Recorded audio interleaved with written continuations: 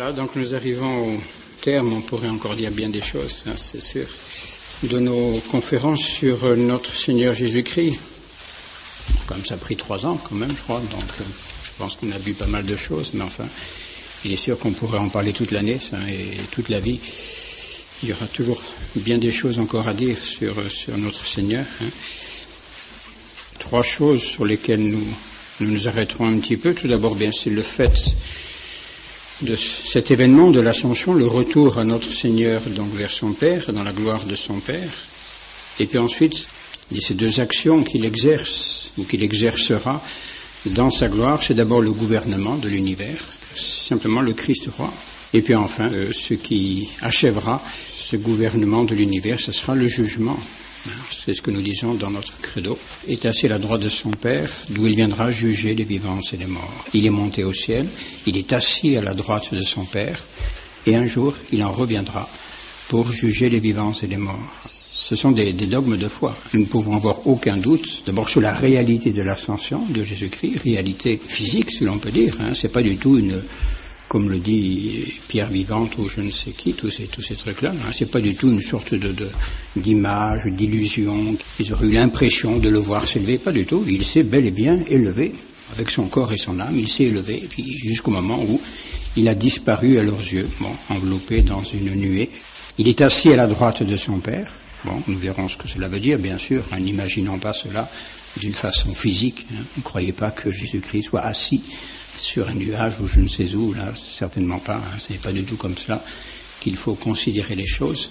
Et puis ensuite, il viendra juger tous les hommes. C'est ce fait donc du jugement. D'abord, saint Thomas d'Aquin s'arrête, vous voyez, toujours, il divise un petit peu ses considérations. Il observe 3 aspects dans l'ascension. Tout d'abord, bien sûr, c'est ce qu'il y a de plus beau pour nous, c'est la sublimité de l'ascension. Oui. Bien sûr, c'est cet événement sublime, extraordinaire, inimaginable. Et personne, je dirais, n'aurait pu imaginer une chose pareille. On n'a jamais vu un événement comme cela dans l'histoire des hommes. Oui. On a vu des hommes être élevés dans les cieux, par exemple dans l'Ancien Testament. Il y a deux êtres humains comme ça qui ont été enlevés, Enoch et Élie. Élie, c'est assez connu, Élie sur son char de feu. Et puis, bien avant lui, il y avait un patriarche qui s'appelait Enoch et qui a été enlevé lui aussi du milieu des vivants. Et le cas de Élie et Enoch est tout à fait différent de celui de notre Seigneur. Notre Seigneur qui est mort, qui est ressuscité, et qui est donc dans sa gloire, ressuscité dans la gloire, et qui est donc enlevé, et qui retourne dans la gloire de son Père, la gloire qu'il avait avant la constitution du monde, comme il dit. Alors que Élie et Enoch, c'est tout à fait différent. Élie et Enoch ne sont pas morts. Attention, Élie et Enoch, Élie c'est son char de feu, et Enoch enlevé, on ne sait pas trop comment, ne sont pas passés par la mort, donc ils ne sont pas ressuscités, donc ils ne sont pas dans la gloire. Alors où sont-ils? Si vous rencontrez 2 vieillards barbus comme ça, mais très très vieux, beaucoup plus vieux que tous ceux que nous pouvons voir là, ça sera peut-être eux. Et attention, un jour nous les reverrons. Lisez l'Apocalypse. Les 2 témoins qui reviendront à la fin des temps et qui seront martyrisés, qui seront mis à mort, etc. Mais ce sera eux sans doute, Élie et Enoch. Dieu les a retirés, Dieu les garde pour cette intervention de la fin des temps. Ouais. Alors, si un jour vous voyez arriver de patriarches très solennels, préparez-vous peut-être, nous verrons. C'est certain, cela. Ils ne peuvent pas être au ciel puisqu'ils ne sont pas morts, ils ne sont pas ressuscités, donc ils sont quelque part sur la terre. Où Dieu leur a-t-il aménagé comme ça un lieu d'attente, de repos? Que font-ils? Mais ils attendent. Ils contemplent peut-être, sans doute ont-ils des grâces particulières, je ne sais ça, et le bon Dieu les a réservés pour la fin des temps. Le cas de notre Seigneur est donc tout à fait différent. Lui, c'est lui-même qui s'est enlevé, c'est lui-même qui est Dieu, et qui s'est élevé par sa propre puissance, qui s'est élevé au-dessus de tous les cieux, nous dit saint Thomas d'Aquin. Donc ce n'est pas Dieu qui l'a enlevé, si vous voulez, mais c'est lui-même, puisqu'il est Dieu, qui s'est élevé par sa propre puissance. Et voilà, les apôtres l'ont vu disparaître, monter et ensuite disparaître. Alors saint Thomas d'Aquin d'abord expose les raisons de la sublimité de cette ascension. On admet le fait ou on l'admet pas, c'est tout. On ne peut pas vous donner d'explication. C'est la toute-puissance de Dieu, dont Jésus-Christ était le dépositaire, bien sûr, puisqu'il est Dieu, qui a agi et qui qu'il a élevé. Et puis au bout d'un moment, quand il a voulu, il a fait disparaître son corps aux yeux des apôtres, voyez, bon, qui ne l'ont plus vu. Et puis les anges sont venus, mais enfin, qu'est-ce que vous faites là, hein? N'attendez pas, allez à Jérusalem. Hein. Et donc, sublimité de cette ascension, il est monté au-dessus de tous les cieux matériels. Vous voyez, saint Thomas d'Aquin distingue. Et ça n'est pas, bon, même si on peut discuter un peu, je dirais la cosmogonie, la science, l'état de la science à l'époque de saint Thomas d'Aquin, mais ce qu'il dit là quand même est tout à fait juste. Hein. Il est monté au-dessus de tous les cieux matériels. Et nous verrons que c'est peut-être important, hein, pour ne pas nous imaginer justement, pas essayer d'imaginer où est le corps de Jésus. Vous ne pouvez pas l'imaginer parce que précisément, par son ascension, il a échappé à l'ordre matériel. Il est monté au-dessus de tous les cieux matériels. Il n'est pas dans le ciel l'azur tel que nous le voyons au-dessus des nuages, non, il est sorti, si vous voulez, du monde matériel. Le lieu où est le corps de notre Seigneur Jésus-Christ, parce qu'il a bel et bien son corps, comme Notre-Dame également. Et en second lieu, le Christ est monté au-dessus de tous les cieux spirituels. Mais en plus, au-dessus de tous les cieux spirituels, c'est-à-dire au-dessus de toutes les natures spirituelles. Et quelles sont ces natures spirituelles? Eh bien, ce sont, par exemple, les élus, les saints et les anges. Mais attention, quand on dit au-dessus, c'est pas une question de situation locale. Il est au-dessus, plus noble, plus glorieux, plus puissant, vous voyez, c'est-à-dire au-dessus de toutes les natures spirituelles. C'est ce que dit saint Paul dans l'Épître aux Éphésiens. Le Père a fait siéger Jésus dans les cieux à sa droite, bien au-dessus de toute principauté, puissance, vertu, domination. Oui, ça ce sont les anges, les cœurs des anges. Et au-dessus de tout nom, quel qu'il soit, non seulement en ce siècle-ci, mais encore dans le siècle à venir, et il a tout mis sous ses pieds. Oui, il est vraiment Jésus-Christ dans son corps, là, et vraiment au-dessus de toute créature, corporelle ou bien spirituelle. Un Dieu a tout mis sous ses pieds. Et en troisième lieu, donc, il est encore plus fort, si l'on peut dire, le Christ est monté donc non seulement au-dessus de tous les cieux matériels, non seulement au-dessus de tous les cieux spirituels, mais encore, il est monté jusqu'au trône de Dieu le Père. Il est assis, et c'est pourquoi donc il est assis à la droite du Père. Oui, cette question du lieu, je sais bien que c'est une question un petit peu difficile, hein, parce que nous avons l'habitude, justement, d'observer les choses, vous voyez. Et nous situons les êtres par rapport justement à un autre corps matériel, vous voyez, une autre matière. Bon, je suis assis sur une chaise, il est dans la campagne, vous voyez, on situe toujours un être selon la position qu'il a par son corps, vous voyez, avec les autres corps. Il est à droite, il est à gauche, etc. C'est toujours une situation qui est relative par rapport à d'autres corps matériels. Vous voyez. Alors que notre Seigneur, eh bien précisément, est monté au-dessus de tous les cieux matériels. Il a échappé, il est sorti de l'ordre créé, de l'ordre de la création. On ne peut pas les situer dans cet ordre matériel que nous observons.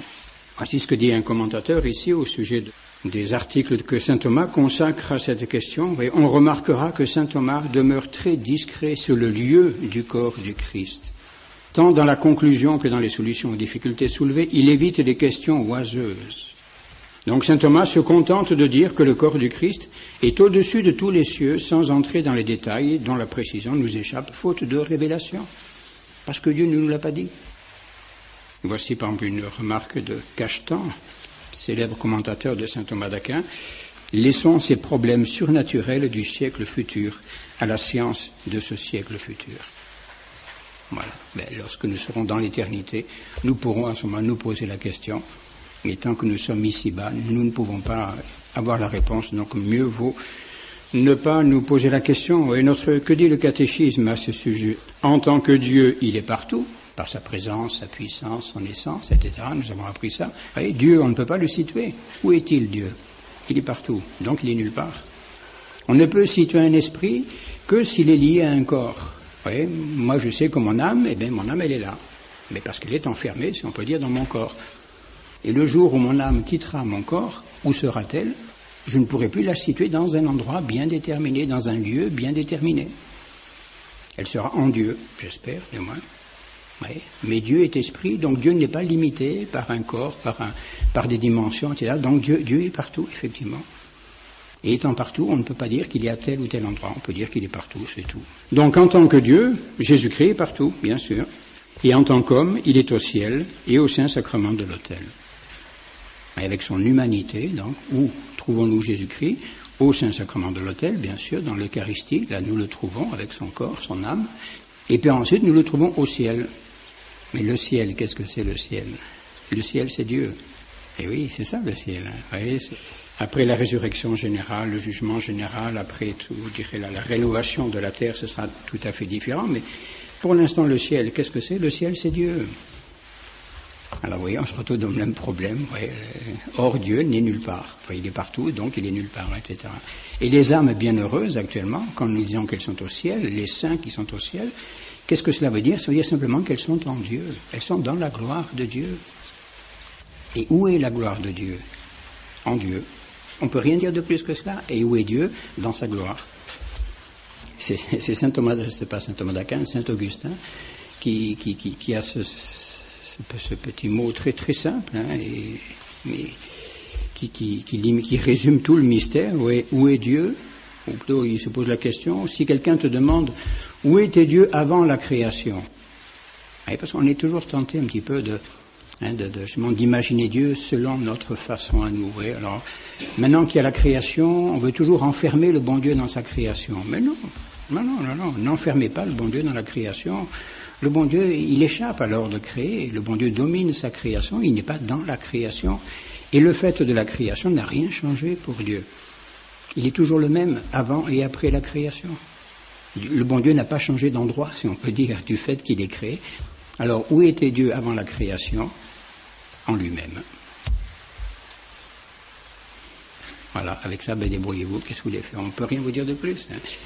Et avant la création, et même après la création, le bon Dieu n'est pas dans un lieu particulier, n'est pas dans un lieu déterminé, il est en lui-même. Pourquoi? Mais parce qu'il est esprit. Parce qu'il est esprit. Ouais.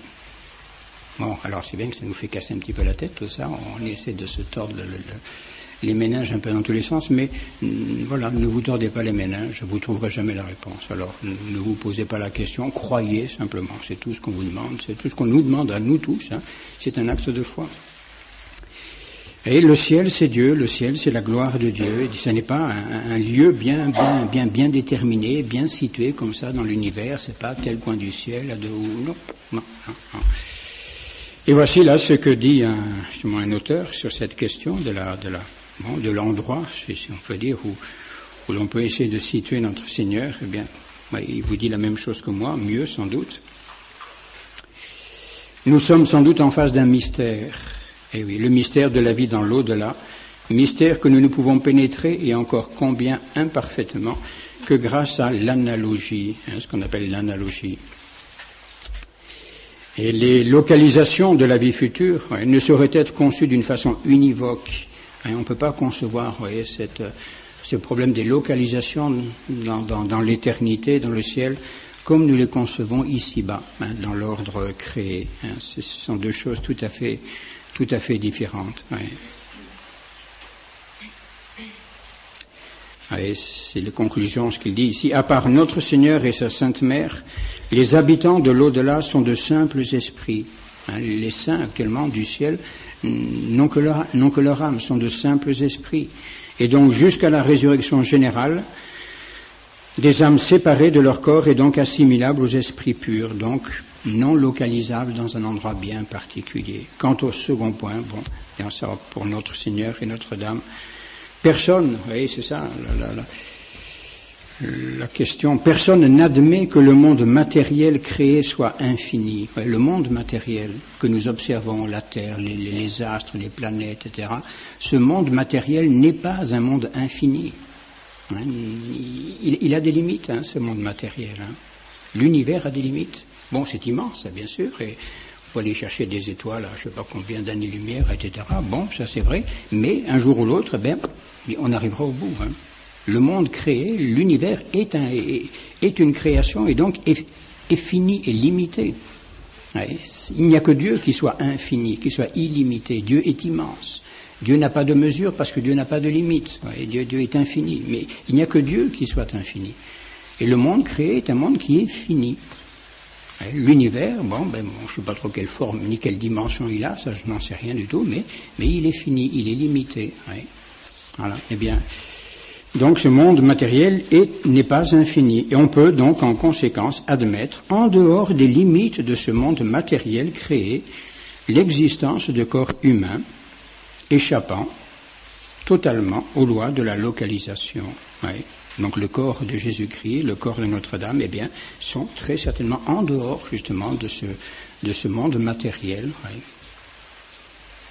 Alors c'est cela qu'on appelle le ciel. Oui. Il a quitté le monde, l'univers créé, les limites du monde créé, et il est assis à la droite de son Père, à la droite du Père. Oui.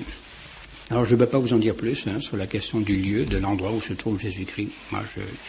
Et personne, je crois, ne pourra vous en dire beaucoup plus que cela. Oui. Et il est assis à la droite du Père. Il est assis à la droite du Père. Alors attention, être assis à la droite du Père, bien sûr, là aussi, ne considérez pas la chose de façon physique et matérielle. Jésus-Christ n'est pas assis véritablement, voyez, en position assise à la droite de son Père, puisque son Père est un esprit.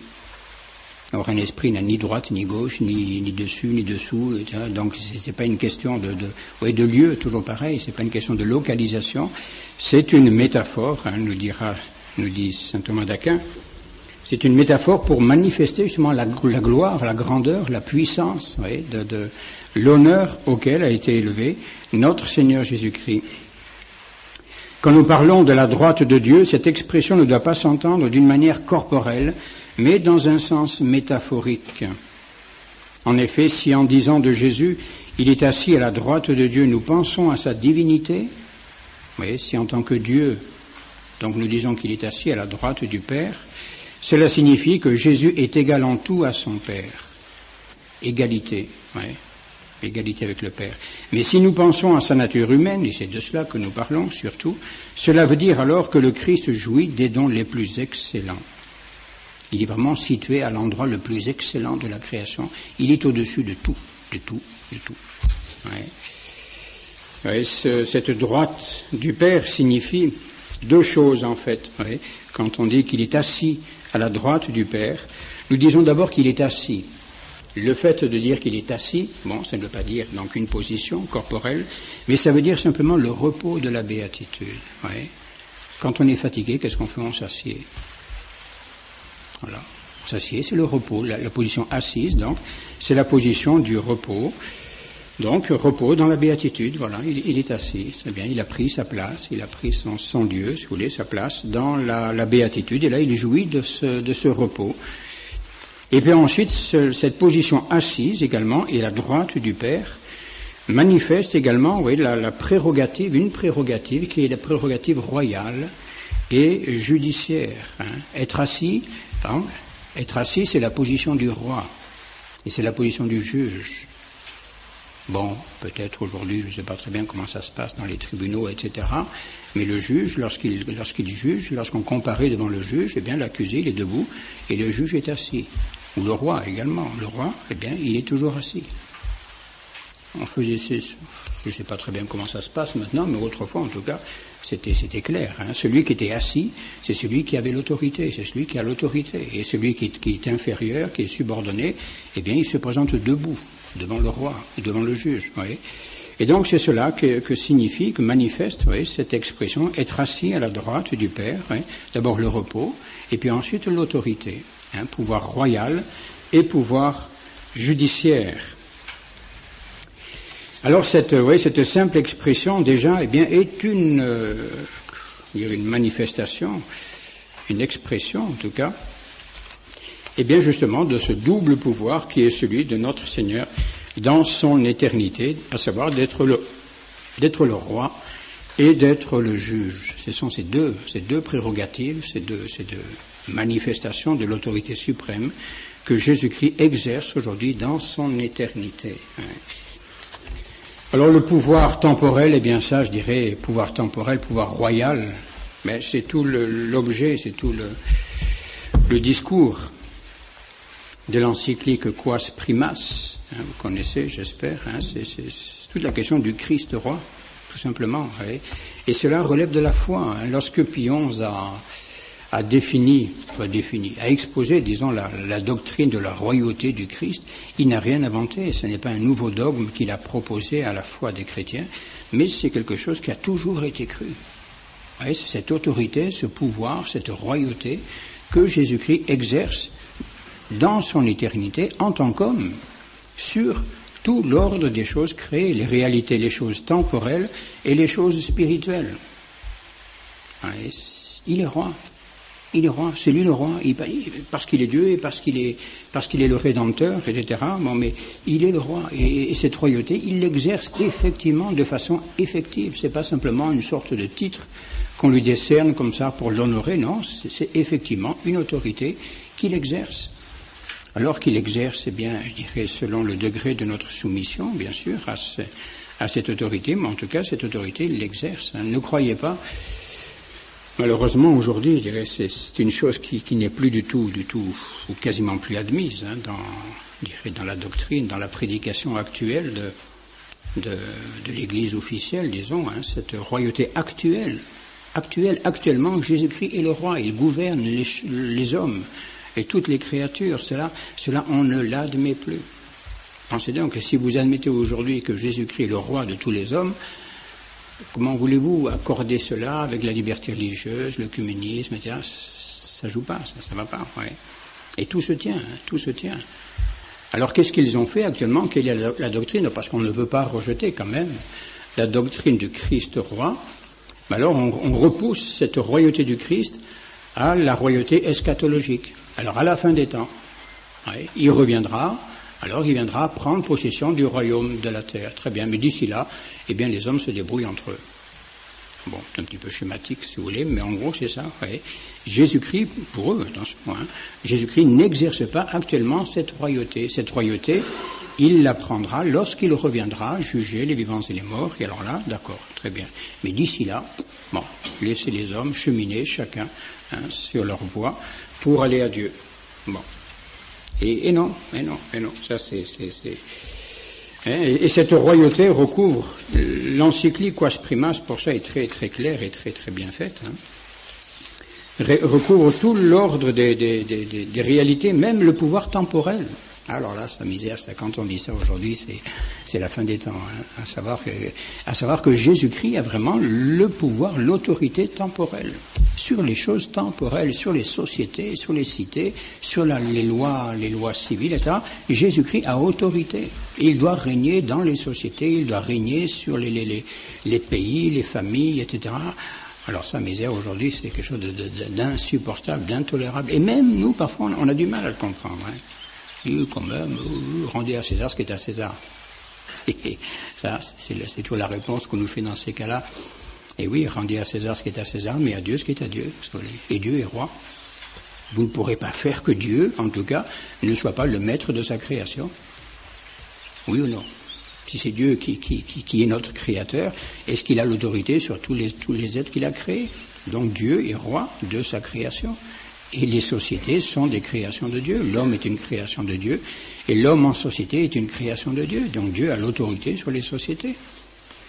Et Jésus-Christ, qui est Dieu, égal à son Père, et bien également, bien sûr, a cette autorité sur les sociétés. Il a même cette autorité non seulement en tant que Dieu, mais en tant qu'homme. Bon, nous allons voir ça. Alors bien sûr, cette autorité temporelle, comme elle n'est pas quand même la plus importante, bien qu'elle soit importante, Jésus-Christ n'a pas voulu l'exercer.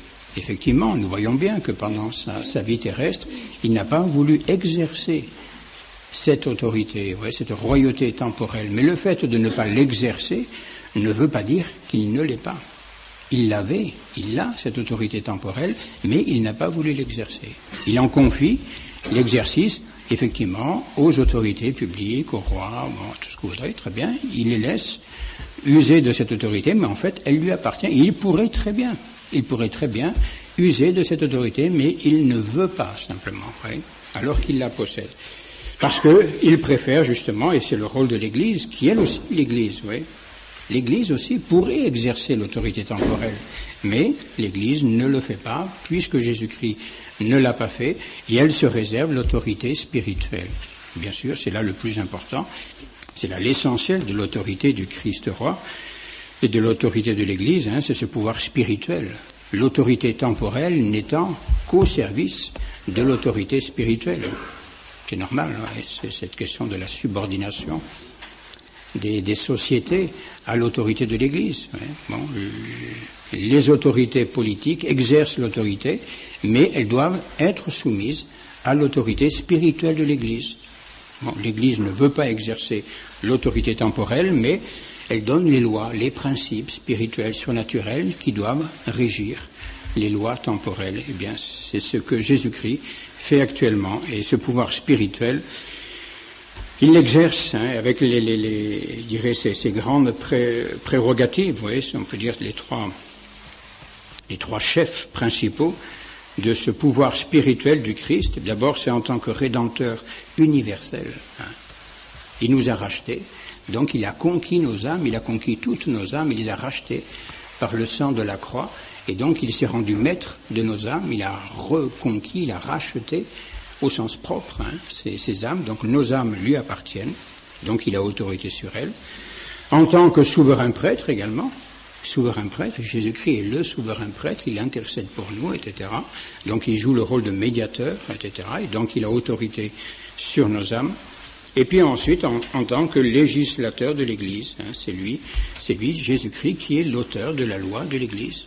Bon, non pas dans toutes les prescriptions de détail, sans doute, la loi purement ecclésiastique, mais c'est lui qui est l'auteur de la loi essentielle de l'Église, la loi de la grâce, la loi de la vie éternelle. Et ça, cette autorité de Jésus-Christ lui revient de plein droit. Vous voyez, par exemple, ce que dit ici le Concile de Trente. Si quelqu'un dit que Jésus-Christ a été donné aux hommes comme rédempteur en qui il faut croire, mais non pas comme législateur à qui il faut obéir, anathémacite. Donc si vous admettez que Jésus-Christ soit votre rédempteur, donc en qui il faut croire, bien, mais si vous n'admettez pas qu'il soit également le législateur à qui il faut obéir, eh bien vous êtes anathème. Embêtant ça. Oui. Législateur, donc, et puis il a le pouvoir de faire des lois, donc il a l'autorité. Et il y a ce lien toujours entre l'autorité et la loi. C'est celui qui a l'autorité qui fait la loi, c'est normal, c'est celui qui est le roi, qui est le législateur également, dans une société bien organisée. Généralement, c'est comme ça que ça se passe, vous voyez. Bon, c'est l'autorité qui fait la loi, ça c'est normal. Elle gouverne pour le bien commun, pour nous conduire tous au bien. Et comment nous gouverne-t-elle ? Eh bien, en faisant des lois. Elle donne des ordres, elle des préceptes, elle fait des lois. Et donc Jésus-Christ n'est pas que notre Rédempteur, il est bien sûr notre Rédempteur, mais également notre législateur. Si nous ne l'admettons pas, eh bien nous ne sommes pas catholiques. Oui, c'est clair, ça appartient véritablement au contenu de la foi. Et puis l'encyclique Quas Primas, alors bon, on peut relire peut-être quelques petits passages de cette encyclique qui est très belle, et qui dit tout cela de façon encore plus belle, bien sûr. Il est de toute évidence que le nom et la puissance de roi au sens propre du mot doivent être attribués au Christ dans son humanité. Et c'est là, bien souvent, je crois que nous achoppons un peu. Bon, nous admettons que le Christ soit roi, mais bien souvent, lorsque nous pensons au Christ roi, nous pensons à Dieu roi. Bon, Dieu, il est roi, très bien, ça va bien, oui, c'est vrai, mais le Christ roi en tant qu'homme. Et il nous gouverne avec son humanité, son corps humain, son âme humaine, son intelligence humaine, sa volonté humaine. C'est cela qui exerce sur nous l'autorité royale. C'est pas seulement la divinité de Jésus-Christ, mais c'est également son humanité. Et c'est en tant qu'homme qu'il est notre roi. Notre roi est un homme comme nous. Bon, infiniment supérieur, bien sûr, en perfection, en sainteté, ça c'est vrai, mais c'est un homme comme nous. Notre roi est l'un d'entre nous. Dieu est notre roi, sans doute, mais le Christ est notre roi en tant qu'homme. Car c'est seulement du Christ en tant qu'homme qu'on peut dire il a reçu du Père la puissance, l'honneur et la royauté. Mais c'est sûr, en tant que Dieu, il a de toute éternité cela, mais c'est en tant qu'homme qu'il a reçu cela, la puissance, l'honneur et la royauté. Qu'est-ce qu'on peut dire encore dans cette belle encyclique, mais vous la connaissez, j'espère. Ainsi, l'empire de notre Rédempteur embrasse la totalité des hommes, et tous les hommes qui sont sujets du Christ roi, tous les hommes, y compris les bouddhistes, y compris les francs-maçons, y compris les juifs, y compris tout ce que vous voudrez, pour prendre n'importe quel homme que ce soit, il est sujet du Christ roi. Eh oui. Son empire ne s'étend pas exclusivement aux nations catholiques, ni seulement aux chrétiens baptisés, qui appartiennent juridiquement à l'Église, même s'ils sont égarés loin d'elle, etc. Il embrasse également et sans exception tous les hommes, même étrangers à la foi chrétienne, de sorte que l'empire du Christ Jésus, c'est en stricte vérité l'universalité du genre humain. Eh oui. L'universalité du genre humain, et même dans un autre endroit, voilà, c'est ici, dans un autre endroit, il en résulte que les anges et les hommes ne doivent pas seulement adorer le Christ comme Dieu, mais aussi obéir et être soumis à l'autorité qu'il possède comme homme, car au seul titre de l'union hypostatique, le Christ a pouvoir sur toutes les créatures. Et pas seulement sur les hommes, mais également sur les anges et sur tout l'ordre créé. Et cela, d'où cela vient-il? Eh bien, justement, au départ déjà de cette union hypostatique. Vous savez ce que c'est maintenant, l'union hypostatique, hein? Bon, voilà, hein, très bien. La personne du Verbe qui assume une nature humaine, vous voyez, c'est ça ce qu'on appelle l'union hypostatique, donc c'est l'union, je le répète pour la... mais c'est des choses qu'on a toujours besoin de se remettre un petit peu en tête, hein, c'est l'union de la nature humaine à la nature divine dans la personne du Verbe de Dieu. Hypostase, ça veut dire personne. C'est un mot grec, hypostase, qui veut dire simplement personne. Une union hypostatique, c'est l'union donc personnelle, dans la personne du Fils de Dieu, l'union des deux natures, la nature humaine et la nature divine. Et bien par le fait, vous voyez, que le Verbe de Dieu est assumé ainsi une nature humaine, et bien cette nature humaine se trouve tout simplement participer à l'autorité du Verbe de Dieu, donc à cette royauté sur toute créature, par le seul fait de l'union hypostatique. Voyez, bon, enfin tout cela, je pense que vous le connaissez un petit peu. Et quels sont les titres? Bon, continuons un petit peu, et c'est vrai que c'est très beau tout cela, Mais quoi de plus délectable, de plus suave que cette seconde pensée? Le Christ règne sur nous non seulement par droit de nature, mais encore par droit acquis, puisqu'il nous a rachetés. Et non seulement il est notre roi par cette union hypostatique, par le fait de l'incarnation, mais il est encore notre roi par le rachat, par la rédemption. Et non seulement il a voulu être un des nôtres, mais en plus il a voulu verser son sang pour nous.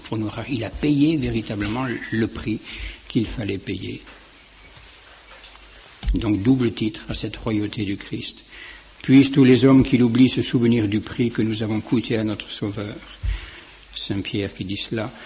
Vous n'avez pas été rachetés avec de l'or ou de l'argent corruptible, mais par le sang précieux du Christ, le sang d'un agneau sans tache et sans défaut. Le Christ nous a achetés à grand prix, nous ne nous appartenons plus, nos corps eux-mêmes sont les membres du Christ. C'est des choses qu'il ne faut pas oublier, cela. Nous ne nous appartenons plus. Parce que nous avons été rachetés par le sang du Christ, et rien de ce qui nous constitue, que ce soit notre âme, notre esprit, notre intelligence, notre volonté, même notre corps, tout cela ne nous appartient plus. Ça lui appartient. C'est sa propriété. Il l'a payé trop cher. Alors il faut lui laisser le gouvernement sur tout notre être, puisque ça lui appartient. Vous voyez, ce don du Christ roi, c'est fou ce que ça inclut comme conséquence. Si vraiment nous comprenions cette royauté que Jésus-Christ actuellement, dans son éternité, exerce sur nous et sur tout notre être, si vraiment nous le comprenions et si nous essayons justement de le vivre, d'être bien soumis à l'autorité du Christ, là, dans tout notre être, ça serait beau, ça serait bien. Eh oui, roi universel, Bon, il y aurait bien des choses à dire encore là-dessus, mais enfin, bon. Et donc les droits, oui, bon, il y a ces deux droits essentiels. C'est le droit d'abord de sa nativité, donc de l'union hypostatique.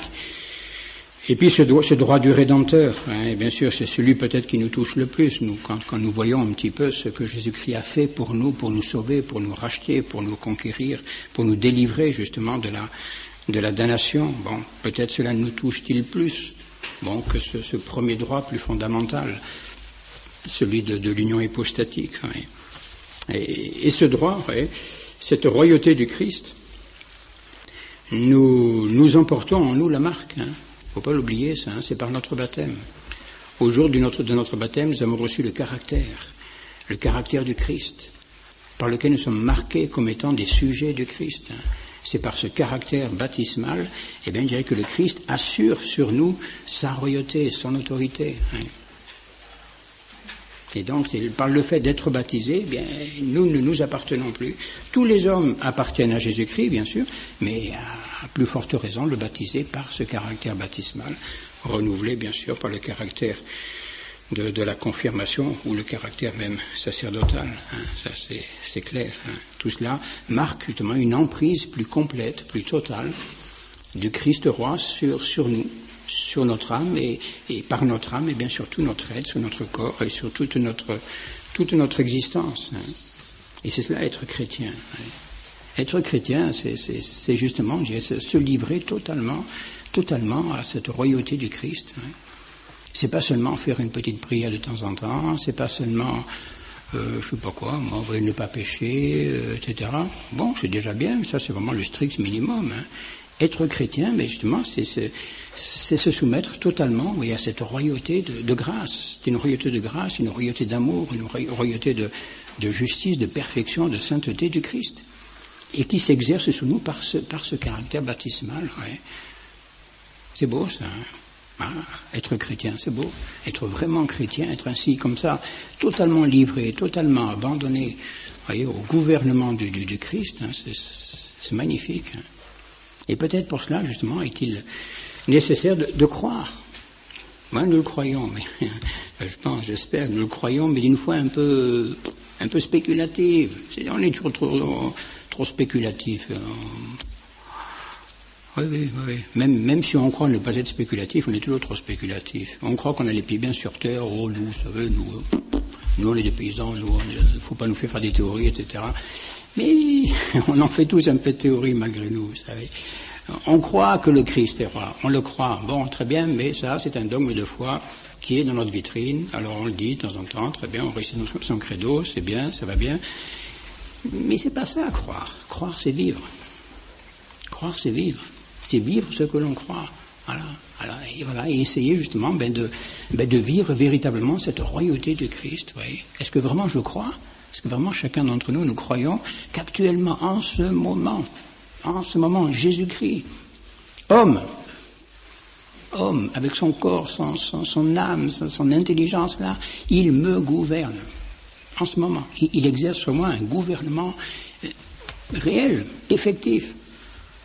Il me parle, il m'ordonne, il me dit ceci, fais ceci. Est-ce que je le crois?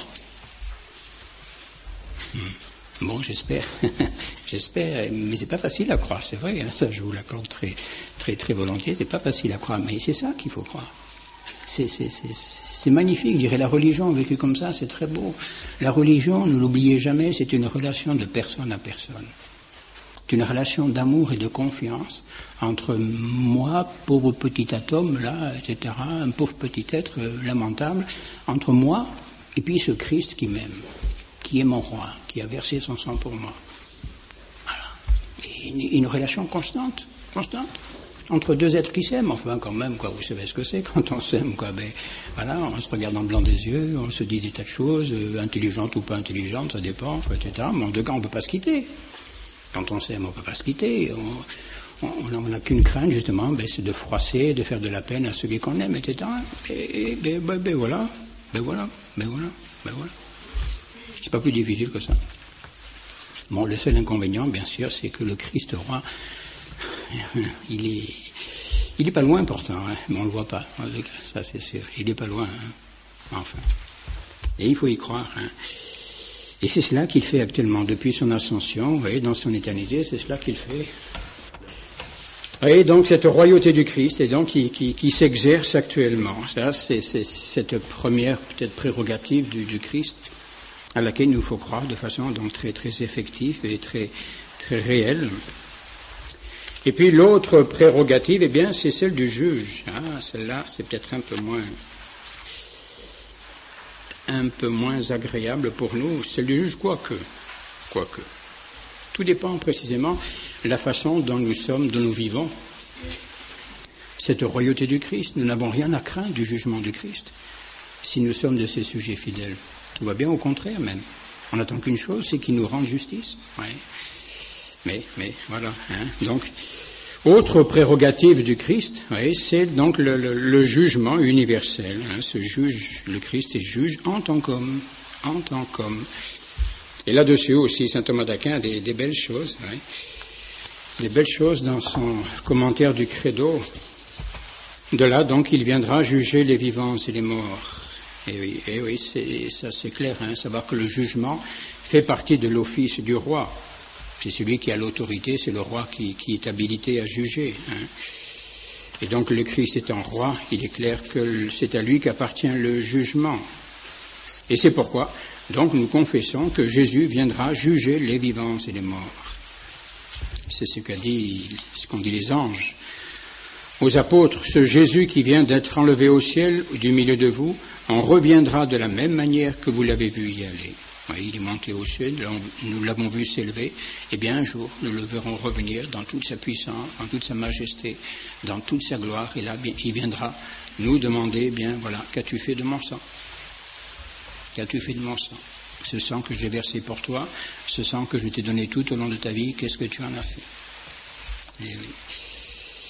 Et donc, saint Thomas d'Aquin ensuite continue en disant, il y a lieu d'observer trois choses à propos de ce jugement. D'abord sa forme, ensuite la crainte qu'il doit nous inspirer, et ensuite la préparation qu'il requiert de nous. Mais d'abord la forme du jugement.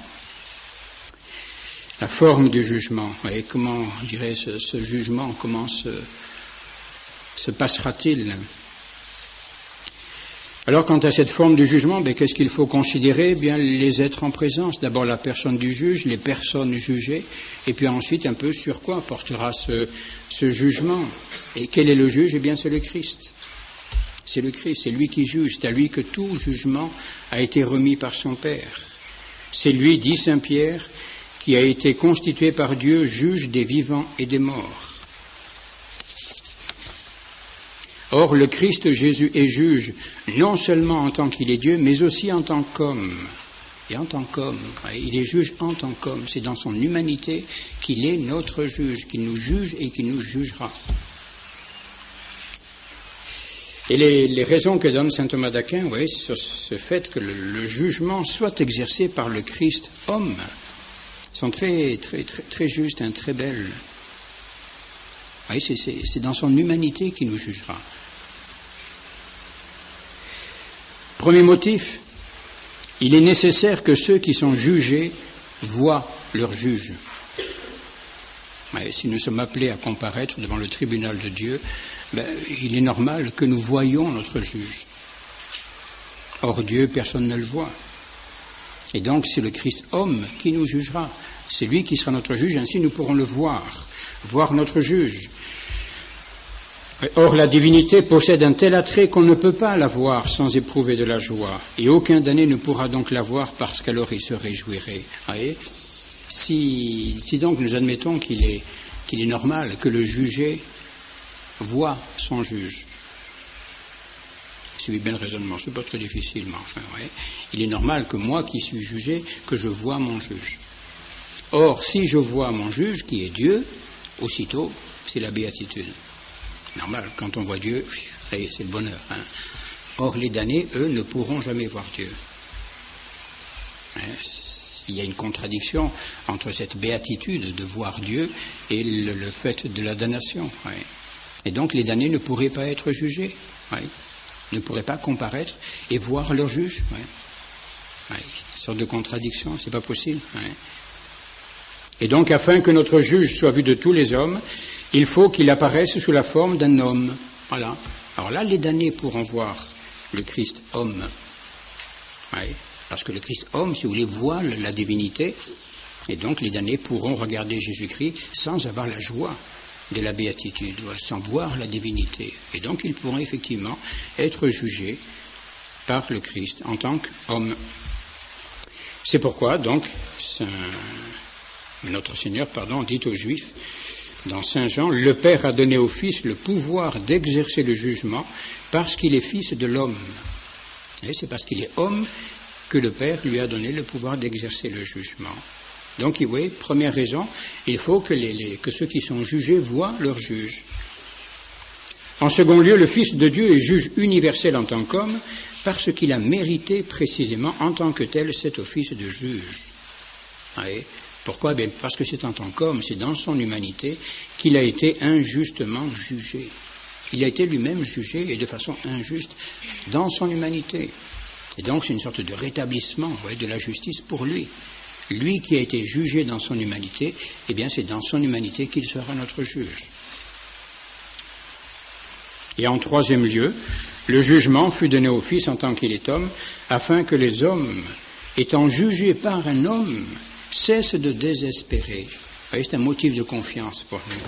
À savoir que nous serons jugés par quelqu'un de notre race, quelqu'un de notre sang, quelqu'un qui sait ce que c'est que d'être homme, qui sait ce que c'est de souffrir, etc. Oui. Et oui, si en effet Dieu seul était leur juge dans leur effroi, ils se livreraient au désespoir. Et oui, c'est une sorte de réconfort pour nous de savoir, quand on connaît la vie de notre Seigneur, comment il a vécu, ce qu'il a souffert, et bien de savoir qu'il a compati à nos souffrances, il a compati à nos misères. Alors c'est un motif de confiance pour nous de savoir que c'est lui qui nous jugera. Il sait ce que c'est que de souffrir. Et donc d'abord, la personne du juge, notre Seigneur, c'est donc en tant qu'homme qu'il nous jugera, et cela est tout à fait adapté justement à cette nécessité du jugement. Quant à ceux qui sont jugés, là c'est un peu plus compliqué, nous passerons un petit peu rapidement là-dessus. Oui. Il y a d'après Saint Grégoire une quadruple différence. Oui, là, ça se complique un peu là. Il y en a qui sont bons et d'autres qui sont mauvais. Jusque-là ça va à peu près, on comprend. Il y aura les bons qui seront jugés, mais également les mauvais. Et parmi les mauvais, attention, ça se complique, il y en a qui seront condamnés mais sans être jugés. Il y en a qui ne seront pas jugés, oui, parce qu'ils sont déjà condamnés. Par eux-mêmes. Eux-mêmes se sont déjà condamnés. Oui. C'est notre Seigneur qui l'a dit. Qui ne croit pas est déjà jugé. Celui qui ne croit pas, il est déjà jugé, celui-là. Parce qu'il n'a pas voulu croire au nom du Fils unique de Dieu. Il est déjà jugé. Mais c'est lui-même qui s'est jugé. Et il s'est refusé, terminé, il ne veut pas croire en Jésus-Christ. Donc celui-là est déjà condamné, mais il n'est pas jugé. Il ne sera pas jugé, c'est pas la peine. Il y a d'autres qui sont mauvais, qui eux seront jugés. Ils avaient la foi, mais ils ont mal agi. Alors ceux-là, d'accord, seront jugés. Oui. C'est les fidèles morts en état de péché mortel, etc. Oui. Alors ceux-là, bien sûr, seront jugés et ensuite seront condamnés. Jusque-là, ça va, c'est pas trop compliqué. Ça, c'est pour les mauvais. Oui. Certains mauvais qui ne seront pas jugés, qui sont déjà condamnés, et d'autres mauvais, qui seront jugés et condamnés. Quant aux bons, ça c'est beau aussi. Il y a des bons qui seront sauvés sans être jugés. C'est bien aussi. Eh oui, attention, je vous garantis pas que c'est le cas le plus fréquent. Des bons qui seront sauvés sans être jugés. Ce sont ceux qui auront possédé l'esprit de pauvreté par amour pour Dieu. Aïe, aïe, aïe. Eh oui, oui. Bien loin de passer par le jugement, ils jugeront les autres. Et même ils jugeront les autres, là. Mais attention, un jugement de miséricorde, un jugement de bonté, bien sûr, c'est pas pour les condamner les autres. Et oui, c'est notre Seigneur lui-même qui le dit, vous qui m'avez suivi. Lors de la régénération, quand le Fils de l'homme aura pris place sur son trône de gloire, vous siégerez vous aussi sur 12 trônes pour juger les 12 tribus d'Israël. Eh oui, ceux qui l'auront suivi, vous voyez, vraiment sur le chemin de la croix, etc., qui auront été ses parfaits disciples, eh bien, ils jugeront avec lui. Au lieu d'être jugés, c'est eux qui jugeront. Je ne sais pas s'ils seront nombreux, ceux-là, qui seront jugés les autres, mais il y en aura quelques-uns, en tout cas, certainement. Et oui, ces paroles visent non seulement les disciples, mais aussi tous ceux qui ont l'esprit de pauvreté.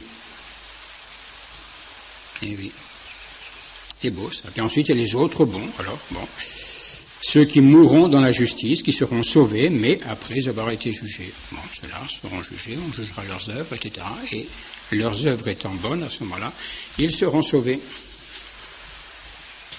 Et sur quoi portera le jugement? Donc, après regarder la personne du juge, les personnes qui sont jugées, saint Thomas considère un peu, bien sur quoi portera ce jugement? Bien toutes les actions bonnes et mauvaises, tout. Même sur nos paroles inutiles. Aïe. Inutiles. Attention, les paroles inutiles, les paroles oiseuses, attention, une parole de détente n'est pas une parole inutile, hein, attention.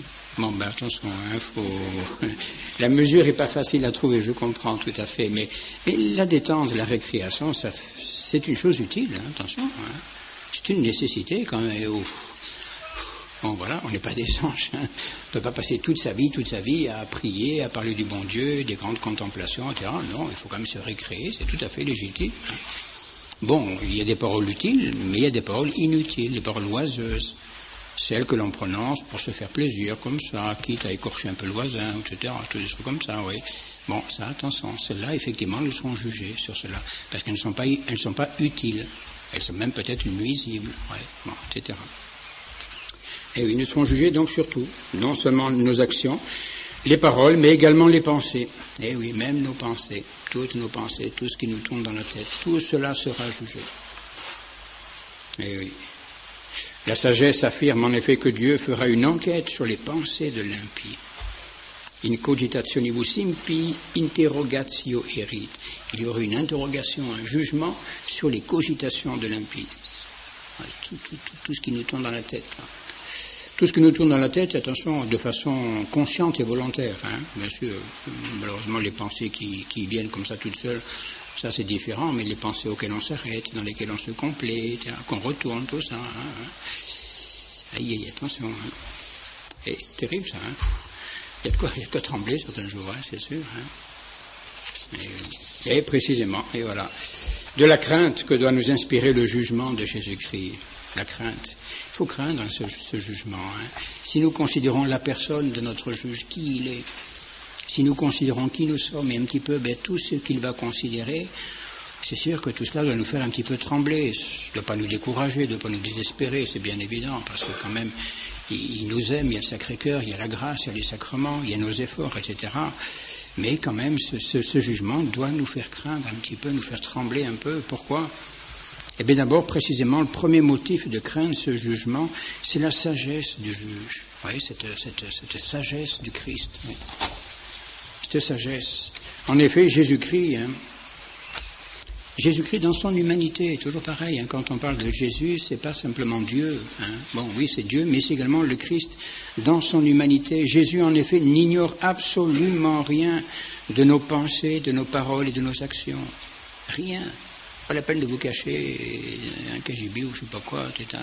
Rien. Il n'ignore rien. De toute façon, même ce qui se passe dans la tête, il le sait. Alors, si vous les cachez, pas la peine. Hein. Même si vous fermez les yeux, il le voit quand même. Ça n'y fait rien du tout. Il connaît tout. Il connaît toutes nos paroles. Il n'ignore aucune de nos pensées.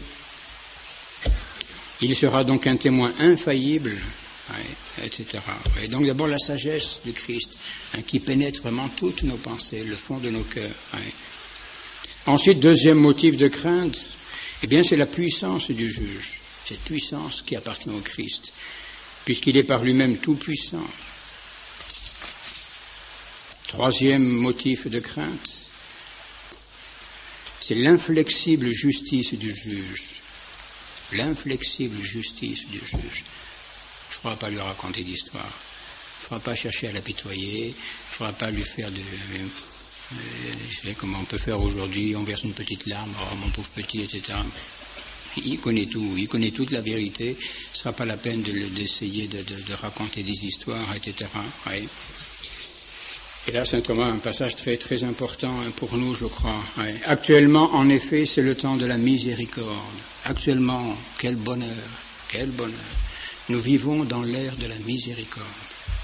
Mais alors, à ce moment-là, ce sera uniquement le temps de la justice. Et oui. Et c'est pourquoi maintenant, c'est notre heure à nous, mais alors ce sera exclusivement l'heure de Dieu. Et actuellement, oui, c'est encore notre heure à nous.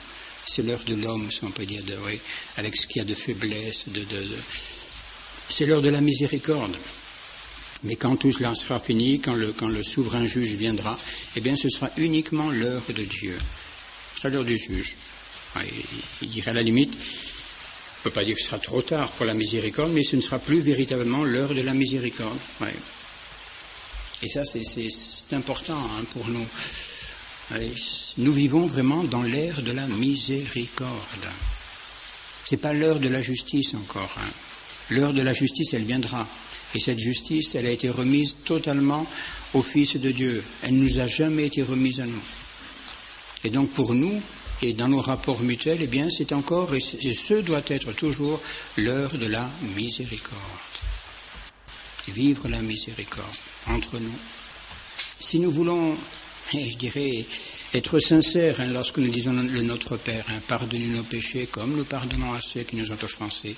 Voilà, c'est ça l'heure de la miséricorde. On implore le pardon de Dieu, on implore sa miséricorde, mais je dirais comme signe, comme mesure un peu de cette miséricorde que nous implorons, eh bien c'est celle que nous avons pour les autres. C'est l'heure de la miséricorde et il faut nous attacher à vivre cette heure de la miséricorde. Ce n'est pas l'heure de la justice encore. Cette justice, eh bien, il l'exercera en son temps, mais ce n'est pas encore le moment. Ouais. Et actuellement, que fait Jésus-Christ? Il est notre roi, il est notre juge, mais actuellement, il n'exerce pas, vous voyez, cette autorité judiciaire. Il ne l'exercera qu'à la fin des temps. Et actuellement, que fait-il? Il se fait notre avocat. Et ce que dit l'Épître aux Hébreux, il est notre avocat et il intercède pour nous auprès de son Père. Et ensuite, eh bien, quand viendra l'heure de la justice, alors là, eh bien, ce sera fini. Nous n'aurons plus d'avocat pratiquement. Notre avocat aura fait tout ce qu'il aura pu pour nous sauver. Il n'y aura plus qu'une chose à faire, eh bien, c'est rendre justice et rendre à chacun ce qui lui est dû. Et oui, autant que j'aurai fixé, dit le Seigneur, je ferai parfaite justice. Et ce que dit le livre des Proverbes, au jour de la vengeance, son zèle et sa fureur seront sans pitié. Il n'écoutera les prières de personne. Il ne recevra pas les dons nombreux offerts pour le rachat des coupables. Ça sera fini. Maintenant, oui, on peut y aller maintenant, il faut y aller maintenant, oui. Actuellement, oui, il faut prier, il faut supplier, il faut intercéder. Mais quand tout sera fini, ce sera plus le temps, ce sera plus l'heure, ce sera trop tard. Eh oui, ce jour-là, il n'écoutera plus les prières de personne. C'est terrible ça, hein. Actuellement, il écoute, oui, bien sûr, oui, parce que c'est l'heure de la miséricorde. Hein. Et bon, il y a peut-être raison de craindre un petit peu ce jugement. Hein. Ouais. Et enfin, le quatrième motif de redouter le jugement, c'est la colère du juge. Colère du juge. Alors attention, bien sûr, quand nous parlons de colère du juge, ce n'est pas la colère, ce n'est pas le mouvement de colère tel que nous le connaissons, nous, hommes. Mais elle a en vue, quand l'Écriture parle de colère, elle a en vue seulement ce qui paraît être un effet de la colère, à savoir la peine éternelle infligée aux pécheurs. Vous voyez, c'est les effets de la colère. Vous voyez, les effets de ce qui chez nous serait de la colère, mais qui chez Dieu n'est pas de la colère. Hein. La peine éternelle infligée aux pécheurs, eh bien, ce sont les effets du jugement de Dieu, et donc, comme c'est une peine, une punition, une sentence terrible, oui. Bon, on attribue cela à la colère de Dieu, alors qu'en Dieu il n'y a pas de colère, bien sûr. Dieu ne peut pas se mettre en colère, heureusement. Sinon le pauvre il se fait souvent en colère, hein, vous vous rendez compte, hein. Et oui. Et ce jugement et tout cela, eh bien c'est notre Seigneur Jésus-Christ qui l'exercera. Il est notre juge, il est notre roi, notre juge dans son éternité. Actuellement, eh bien qu'il pourrait très bien nous juger maintenant, vous voyez. Et d'ailleurs, ce jugement, il l'exerce déjà sur chacun d'entre nous. Il l'exercera, du moins, sur chacun d'entre nous lorsque nous quitterons la terre, au moment de notre mort, vous voyez. Mais il l'exercera vraiment avec perfection, avec totalité, au dernier temps, au dernier jour, au moment de la résurrection finale, où là, véritablement, il exercera ce jugement, ce qu'on appelle le jugement universel. Vous voyez, cette distinction entre le jugement particulier et le jugement universel, qui est une réalité, ce jugement. Parfois, on se demande, mais enfin, jugement particulier, c'est bien. Le jugement universel, est-ce que vraiment il faut encore un deuxième jugement? Une fois qu'on est jugé, on est jugé. Pourquoi ce jugement universel?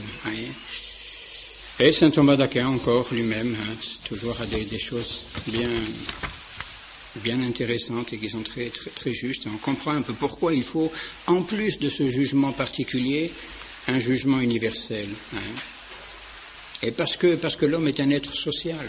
Nous ne vivons pas indépendamment des autres. Nous avons vécu en société. Et donc, au jour de notre jugement particulier, nous sommes jugés face à face à Jésus-Christ. Très bien. Mais ce n'est pas tout, ça, je dirais ça, parce que nous sommes aussi membres d'une société. Vous voyez ce que dit saint Thomas ici? Chaque homme est une personne individuelle et en même temps partie du genre humain tout entier. Il faut donc qu'il soit l'objet d'un double jugement, un jugement personnel qui se fera après la mort. Chacun sera récompensé, puni d'après ce qu'il a fait, mais non pas d'une manière totale, car ce jugement visera non pas son corps, mais son âme seulement. Vous voyez, dans notre jugement particulier, il n'y a que notre âme qui comparaît devant Dieu, devant Jésus-Christ. Et donc seule notre âme sera jugée. Et donc ce n'est pas tout notre être qui sera jugé. Et l'autre jugement, le deuxième jugement, doit porter sur l'homme en tant qu'il est parti du genre humain tout entier. Et donc cela se fera lors du jugement universel du genre humain tout entier. Lorsqu'il y aura résurrection, donc générale, et notre corps à ce moment-là sera associé à notre âme pour être jugé à son tour. Oui, premier jugement particulier, il n'y a que l'âme qui soit jugée, et au jugement général, le corps est jugé en même temps, donc nous sommes jugés dans notre être tout entier. Et ici, une deuxième considération qui est très, très juste, si vous considérez un peu les choses, c'est dans la somme théologique, c'est là une autre considération, c'est qu'à la mort, on ne meurt pas tout entier. C'est vrai, nos œuvres nous suivent. Et il se passe encore 1000 choses, et me dire un homme qui est mort exerce encore une influence considérable sur les autres hommes. Quel que soit le rang, je dirais, qu'on a eu dans la société. Pensez à un écrivain, pensez à un homme politique, pensez un petit peu à même, je dirais, toute l'influence, l'action que l'on peut avoir sur nos prochains, dans notre famille, etc. Et après notre mort, on se survit d'une certaine façon. Donc il y a une certaine action qui continue à se faire sur les autres hommes, une influence qui continue à s'exercer bien au-delà de notre mort. À la mort, donc, on ne meurt pas tout entier. L'homme se survit à lui-même dans sa réputation. Ah là là, tiens. Des hommes que nous jugeons grands. Que les hommes jugent grands, on leur relève des statues, des avenues, machin truc, etc. La réputation survit à l'homme. Alors que si nous savions, nous ne le savons pas grâce à Dieu, mais si nous savions comment Dieu, lui, juge cet homme, peut-être qu'on abattrait des statues et qu'on les baptiserait des avenues, je ne sais pas. Donc, l'homme se survit d'une certaine façon, donc la réputation, dans ses enfants, dans ses œuvres, dans sa sépulture, dans ses objets d'affection, etc. Or, tout cela ne correspond pas toujours au mérite de chacun. La mémoire des hommes est trompeuse. Les enfants ne suivent pas toujours les exemples de leur père. Les œuvres prolongent souvent l'action néfaste ou heureuse de ceux qui les ont produites. Les hommes ne reçoivent pas toujours la sépulture qui leur conviendrait, etc., etc., etc. Et donc, il s'ensuit que, au-delà de ce jugement particulier, il faudra encore un deuxième jugement, justement, pour tout cela. Tout ce qui aura suivi notre mort, tout cela doit être soumis à l'examen du jugement divin. Voilà pourquoi il y aura au dernier jour un jugement final qui appréciera d'une manière parfaite et manifeste absolument tout ce qui intéresse chaque homme. Vraiment, chacun recevra ce qui lui est dû, non seulement, on dirait, aux yeux de Dieu, mais aux yeux de tous les hommes. Justice, véritablement, sera rendue à tous les bons et également aux mauvais. Des hommes qui nous apparaissent bons aujourd'hui, eh bien, nous serons révélés dans leur vérité, et vice-versa. Des hommes que peut-être nous condamnons ici-bas, et bon, celui-là, certainement il est damné ou je ne sais quoi, bon, ce qu'on peut imaginer, mais peut-être au contraire, bien, voilà, Dieu nous manifestera bien la bonté de sa vie, la bonté de son action et de ses œuvres, etc. Ouais. Et donc nécessité de ce jugement universel, pas seulement donc le jugement particulier qui rend à chacun ce qui lui est dû, mais ce deuxième jugement dans lequel chacun sera rétabli dans sa vérité aux yeux de tous les hommes. Et tout cela sera encore une fois bien exercé par notre Seigneur Jésus-Christ. Jésus-Christ dans son éternité, Jésus-Christ dans son humanité. Et je crois donc qu'il est important de nous habituer à contempler notre Seigneur dans sa gloire aujourd'hui.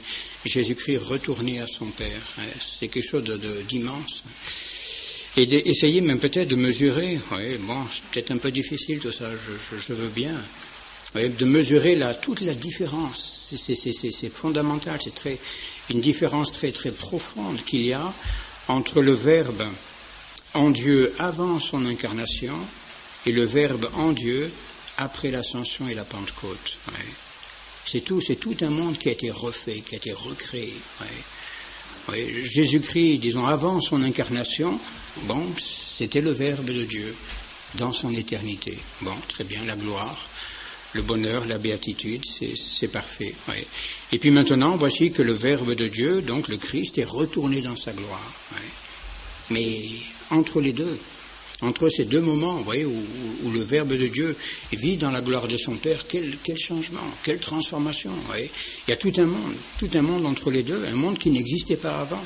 C'est le monde de la rédemption, c'est le monde de la grâce, le monde de l'Église, c'est le monde de Dieu vivant dans les âmes. Ce qu'il ne faisait pas avant, C'est le monde des âmes délivrées, des âmes rachetées, des âmes gouvernées par le Christ, des âmes gouvernées par son âme humaine. Il y a une phrase de saint Thomas d'Aquin qui, je crois, résume un petit peu tout ce qu'il nous faut croire maintenant sur le Christ actuellement, si je la trouve, voilà. Et c'est curieux, vous voyez, comme saint Thomas d'Aquin, donc dans son traité du Christ, qui est long, sur lequel il s'attarde longtemps, pratiquement la dernière phrase, les dernières paroles, donc les paroles par lesquelles saint Thomas d'Aquin conclut ce traité du Verbe incarné, donc toute la partie de la somme théologique qu'il consacre à Jésus-Christ, voici un petit peu ce qu'il dit. Si en effet, comme le dit saint Augustin, Dieu a coutume d'ordonner ainsi les choses, que les êtres inférieurs soient régis et gouvernés par les êtres supérieurs, effectivement, toute la hiérarchie des êtres, les êtres inférieurs sont gouvernés par les êtres supérieurs et ainsi de suite. Eh bien, il faut donc conclure que toutes choses sont régies par l'âme du Christ qui est au-dessus de toute créature. Je ne sais pas si vous réalisez ce qu'il y a de contenu dans cette petite phrase de saint Thomas d'Aquin. Toutes choses sont régies par l'âme du Christ qui est au-dessus de toute créature. L'âme du Christ, son âme humaine, toujours pareil, et c'est ça qui est important. Saint Thomas d'Aquin ne dit pas que toutes choses sont régies par Dieu. Ça nous le savons déjà, bien sûr, mais toutes choses sont régies par l'âme du Christ, donc par l'âme humaine du Christ. Cette âme du Christ qui a été torturée par la tristesse, l'angoisse, la souffrance, la dérédiction, etc. Cette âme qui a tellement souffert, beaucoup plus que nous ne souffrirons jamais, eh bien c'est elle maintenant qui nous régit, qui nous gouverne tous. Et c'est elle qui nous jugera tous. L'âme humaine de Christ. Et c'est invraisemblable quand on essaie d'actualiser cette chose. Toutes choses sont régies par l'âme du Christ. Oui. En ce moment, mes chères mesdames, mes chers messieurs, mes chères mesdemoiselles, vous êtes régis par l'âme du Christ. Je suis gouverné par l'âme du Christ. En ce moment, si je vous parle, c'est parce que l'âme du Christ me permet de vous parler, me donne la force de vous parler, me donne les idées, etc. Et si vous m'écoutez, eh bien, c'est parce que l'âme du Christ, en ce moment, vous donne la faculté de m'entendre et l'intelligence pour comprendre. etc. Enfin, j'espère du moins qu'il vous la donne. Et oui, sans cesse. Et même tous ces enfants qui courent là-haut, c'est l'âme du Christ qui les fait courir. Enfin, ils couraient tout à l'heure, peut-être plus maintenant, et ils sont descendus, voilà, etc. Mais la cascade qui coule, c'est l'âme du Christ qui l'a fait couler, je suis désolé. Et ça, vous ne pouvez rien dire contre ça, je suis pas désolé, je suis très heureux d'ailleurs, mais elle coule beaucoup mieux que si c'était moi qui la faisais couler, c'est certain. C'est extraordinaire, ça, de réaliser cette omniprésence de l'âme du Christ dans la création, dans tout l'ordre des choses créées, des choses humaines. Hein. Et le Christ en tant que Dieu, bien sûr, mais également en tant qu'homme, en tant que Verbe incarné et en tant que notre Rédempteur. Ouais. Et le gouvernement de l'univers qui appartient à Dieu, bien sûr, puisqu'il est le créateur de l'univers, eh bien ce gouvernement de l'univers a été remis totalement à un homme, qui est Jésus-Christ. Et Dieu ne gouverne plus, si on peut dire actuellement, depuis la rédemption. Dieu ne veut plus gouverner l'univers tout seul. Il le gouverne par un homme, dans son humanité, par l'humanité de son Fils. C'est magnifique, ça. Eh oui, c'est un d'entre nous, c'est un homme comme nous qui gouverne l'univers, qui est notre roi, qui est notre juge. Et pour ça que nous pouvons dire vraiment que notre Dieu n'est pas très loin de nous, il est l'un de nous. Notre Dieu, il est parmi nous, il est comme nous. Bon, vous voyez ce que je veux dire, hein. Eh oui. C'est pourquoi, bien sûr, nous pouvons trembler, parce qu'il a une sagesse, une sainteté que nous n'avons pas, mais d'un autre côté, quelle confiance doit être la nôtre, puisque c'est l'un des nôtres. C'est un homme qui a souffert comme nous souffrons, etc., qui nous jugera alors quand même. Il nous comprendra bien, c'est certain, ça. Oui, mais ce gouvernement de l'univers, donc, a été remis par Dieu à un homme qui est le Rédempteur. Dieu ne s'est pas dépossédé de ce gouvernement, mais il ne veut plus exercer ce gouvernement que par l'âme du Christ. Ouais. Et c'est ce que nous dit saint Paul, ce qu'essaie de nous faire comprendre saint Paul. Ouais, c'est ces passages très beaux et peut-être un peu mystérieux, celui que nous avons lu tout à l'heure dans l'Épître aux Éphésiens. Ou bien cet autre passage de l'Épître aux Philippiens, cet épître que nous lisons au dimanche des rameaux. Dieu l'a élevé et lui a donné un nom au-dessus de tout nom, afin qu'au nom de Jésus, et Jésus c'est l'homme, c'est le Dieu fait homme, Jésus, afin qu'au nom de Jésus, tout genou fléchisse dans le ciel, sur la terre et dans les enfers, et que toute langue confesse que le Seigneur Jésus-Christ est dans la gloire de Dieu le Père. Ouais. Le nom de Jésus, tout genou fléchisse. Ouais. Ou bien ce que dit encore saint Paul, ouais. C'est dans l'Épître aux Corinthiens. L'Épître aux Corinthiens, ça c'est très beau, ça, une chose dont il faut bien nous persuader, oui. Omnia vestra sunt. C'est du latin, mais c'est facile à comprendre. Vos autem Christi, Christus autem Deo. C'est beau, ça, vous avez compris, bien sûr, je traduis quand même. Omnia vestra sunt, tout est à vous. Et dis donc, rendez compte, tout est à vous, toutes les choses sont vôtres. Omnia, toutes choses, vestra sunt, sont vôtres. Tout est à vous, tout est à vous. Allez-y, la création, tout est à vous. Et c'est vrai. Dieu a tout remis entre les mains des hommes. Voilà, très bien. Omnia vestra sunt, tout est à vous. Vos autem Christi. Attention, mais vous êtes au Christ. Attention. Et vous êtes au Christ. Vous voyez, vous ne vous appartenez pas, vous n'êtes pas propriétaire de vous-même. Alors tout est à vous, mais vous êtes au Christ. Et le Christ, lui, est à Dieu. Et le Christ est à Dieu. Vous voyez, c'est très beau, c'est une petite phrase qui résume parfaitement, je dirais, l'ordre actuel des choses, qui a toujours été l'ordre des choses d'ailleurs. Tout est à vous, vous êtes au Christ, et le Christ est à Dieu. Ou bien encore, voyez, un petit peu cet autre passage aussi dans l'Épître aux Corinthiens, au chapitre 15, où saint Paul nous montre bien, justement, c'est un très beau un chapitre assez connu, vous voyez, au sujet de la résurrection du Christ. Et si nous ne croyons pas que le Christ est ressuscité, si le Christ n'est pas ressuscité plutôt, notre foi est vaine, etc. Et voici ce qu'il dit ensuite. Si nous n'avions d'espérance en Jésus-Christ que pour cette vie, nous serions les plus misérables de tous les hommes. Mais Jésus-Christ est ressuscité d'entre les morts. Il est devenu les prémices de ceux qui dorment. Et comme la mort est venue par un homme, la résurrection des morts doit venir aussi par un homme. Et la mort est venue par un homme, donc Adam, et la résurrection des morts doit venir aussi par un homme, Jésus-Christ. Toujours ce contraste entre Adam et le nouvel Adam qui est Jésus-Christ. Et comme tous meurent en Adam, tous aussi revivront en Jésus-Christ. Et chacun en son rang, chacun en son rang. Jésus-Christ le premier, comme les prémices de tous. Ouais, c'est pourquoi personne n'a ressuscité avant Jésus-Christ. Bon, hormis peut-être Lazare, mais c'est un cas particulier. Lazare qui est ressuscité, mais non pas pour la gloire, car Lazare, on a dû le dire, je crois, au passage, ne l'oubliez pas, Lazare, après sa résurrection, très certainement, est remort une deuxième fois. On peut dire des choses comme ça, et c'était pas la résurrection finale, donc sans doute, très certainement, Lazare est mort une deuxième fois pour ensuite ressusciter pour la gloire, mais après le Christ. Et le premier à ressusciter, c'est le Christ.